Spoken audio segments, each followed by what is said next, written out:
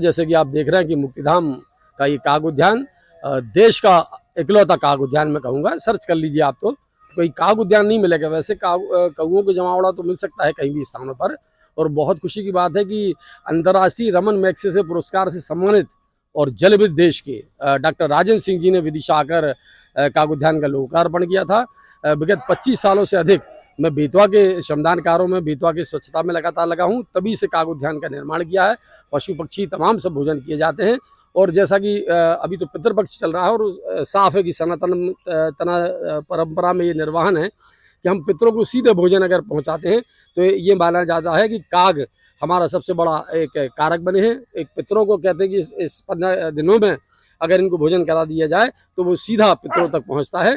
तो ये जो आप देख भी रहे हैं कि नदी में जिस प्रकार से तर्पण कार्य चल रहा है पितरों को लेकर, उसके बाद ये भोजन आहार भी कराते हैं सारे जो यहाँ के अपने पितरों परिजनों की याद में।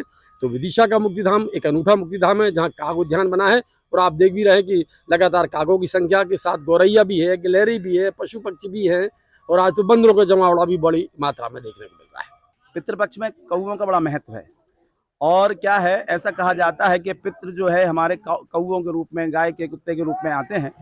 तो ये विदिशा में एक बड़े सौभाग्य की बात है कि मुक्तिधाम में एक काग उद्यान बना हुआ है और यहाँ लोग अपने पितरों के नाम से भोजन कराने नित्य आते रहते हैं। 365 दिन यहाँ कौओं को कुछ ना कुछ लोगों के द्वारा खिलाया जाता है। हमारे पूरी मुक्तिधाम सेवा समिति के जो मनोज पांडे जी हैं, उनकी पूरी टीम इस काम में लगी रहती है। और इन 15 दिनों में विशेष रूप से जो लोग अपने पितरों का तर्पण करते हैं, कौओं के नाम से जो भोजन निकालते हैं, क्योंकि ये देखा जा रहा है कि कौओं की बड़ी कमी हो गई है। ऐसे में ये काग उद्यान बड़ा ही महत्वपूर्ण स्थान बन गया है।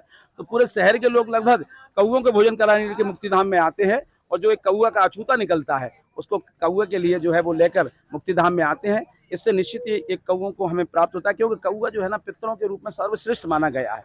उसको भोजन कराने से पितृ तर्पित हो जाते हैं। तो ऐसे में ये मुक्तिधाम का जो काग उद्यान है निश्चित ही देश में अपने आप में एक महत्वपूर्ण स्थान रखता है। और ये सुविधा के लिए हम पूरी मुक्तिधाम सेवा समिति को भी बहुत धन्यवाद देना चाहते हैं। और शहर के सभी नागरिक जो धार्मिक प्रवृत्ति के हैं, अपने पितरों का तर्पण करते हैं, वह भी इस बात से भूरी भूरी उनकी प्रशंसा करते हैं।